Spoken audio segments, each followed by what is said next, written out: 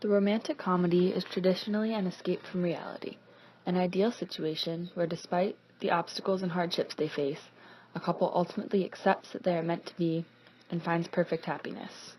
However, as Sarah Kozloff points out in her analysis, in the 70s the feminist movement was taking off, divorce rates were at an all-time high, and the likelihood of maintaining a successful relationship was called into question. Written during this time, Woody Allen's Annie Hall forces the audience to change the way they view a love story. The film emphasizes the reality of a relationship by focusing and sympathizing with just one character through structure, voiceover, direct address, and the final scene. Annie Hall may appear so close to a real relationship because it's so close to Allen's real life. Here Allen discusses his relationship with Diane Keaton and how it inspired Annie Hall. So it just means that Annie Hall is a different kind of a film for me, and only because I had a different idea. You know, in the past, I've always tried to make films that were laugh machines, where you'd come in and sit down, and if you liked the film, you would just laugh all the way through it. Annie Hall was a film based on real relationships in my life, and about love and the failure of relationships to work out, and the failure of marriages to work out, but treated in a comic way. Allen confirms that the film closely resembles his real life and the notion that not all relationships are perfect, meaning that it diverts from the idealized structure of canonical romantic comedies. In a typical romantic comedy, there's a dual or parallel structure. The audience is able to follow the lives of two characters separately. They watch the characters' individual lives develop until they grow closer and ultimately end up together. Annie Hall breaks this mold by instead only focusing on one character.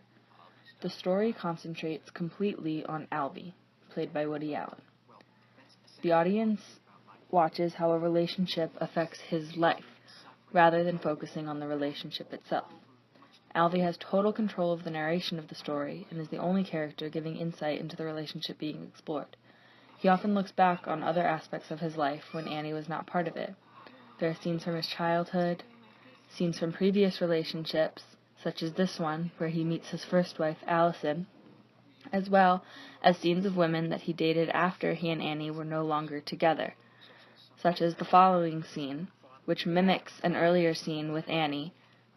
However, this time, his girlfriend is much less understanding. In the film, Alvy is a stand-up comedian and is extremely observant and opinionated. Allen employs a voiceover technique to give the audience insight into his thoughts and struggles and make us sympathize with him when he is left alone. Here is an example of this method. The only way to remember is Jeanne d'Arc. Means the lights out in the bathroom. I met a big lumberjack. Jesus, this guy's pathetic. Look at him mincing around. Boy, he thinks he's real cute. You want to throw up. The presence of Alvy's voice in the scene helps to connect his opinions to the action that is taking place. Sometimes, Alvy also physically inserts himself into a scene, such as this. In the foreground are his parents fighting. On the floor is a young Alvy, and in the far back is the present-day conversation taking place. Here is another example, this time regarding Annie's ex-boyfriend. Then there was Jerry, the actor. Look at you. You're such a clown. I look pretty. Well, yeah, you always look pretty, but that guy with you. Acting is like an exploration of the soul. It's very religious. Like a kind of liberating consciousness. It's like a visual poem. Is he kidding with that crap? These techniques allow Allen to create a deep attachment between Alvy and the audience by creating an interaction that is more connected than the typical actor-audience relationship. Another way this is done is when Alvy separates himself from the action to speak directly to the viewer.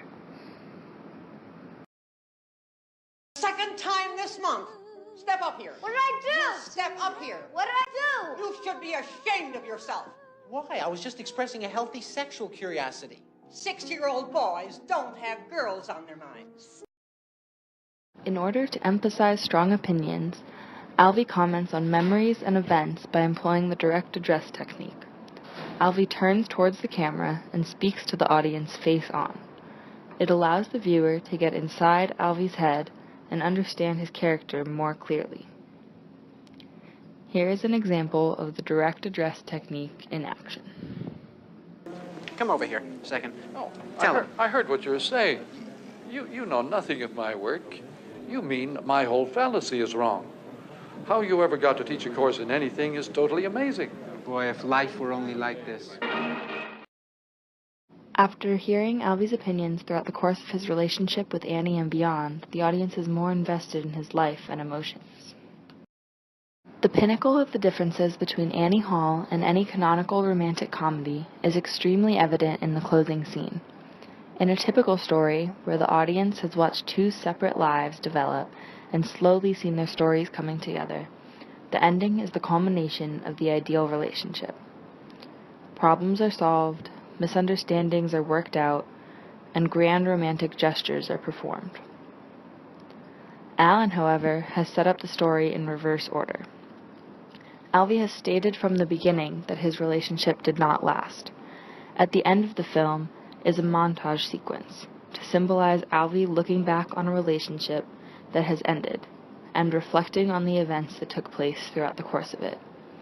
There is no traditional happy ending to sit back and watch play out. Instead, Alvy continues to explain what the relationship meant to him using a voiceover until the credits begin to roll. The characters of Annie Hall did not find lasting love, but they were happy for a time and learned from their time together. In this way, the idea of a happy ending is challenged by questioning what really makes a successful relationship. I guess that's pretty much now how I feel about relationships. You know, they're totally irrational and crazy and absurd, but I guess we keep going through it because most of us need the eggs. You